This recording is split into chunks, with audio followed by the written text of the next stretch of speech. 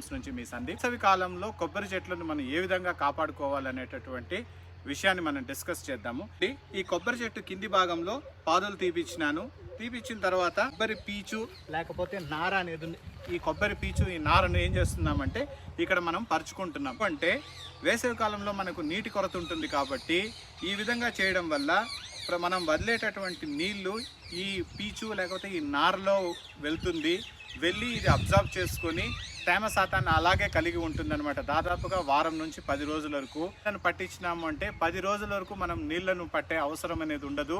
దాని ద్వారా మనము నీటి ఖర్చు తగ్గుతుంది. అదేవిధంగా చెట్లకు కూడా మంచి తేమ అనేది కింది భాగంలో కలిగి ఉంటుంది.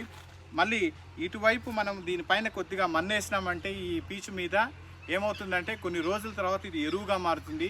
ఎరువు అనేది చెట్టుకు మంచి సారంగా మారుతుంది కాబట్టి చెట్టు కూడా ఎదుగుదల బాగుంటుంది, దిగుబడి కూడా బాగుంటుంది. కాబట్టి రైతు మిత్రులారా, మీరు మీ పొలంలో కానీ ఇటువంటి కొబ్బరి పీచు ఉంటే దయచేసి పడేయకండి, కాల్చకండి. ఇది కూడా మనకు బంగారు లాంటిదే.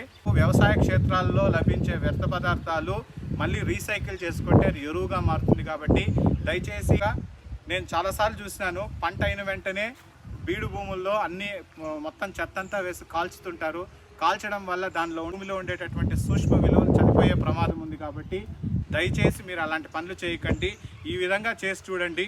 ఈ విధంగా చేయడం వల్ల వారం నుంచి 10 రోజుల వరకు మీరు ఈ కొబ్బరి చెట్టుకు నీళ్లు పట్టాల్సిన అవసరం ఉండదు.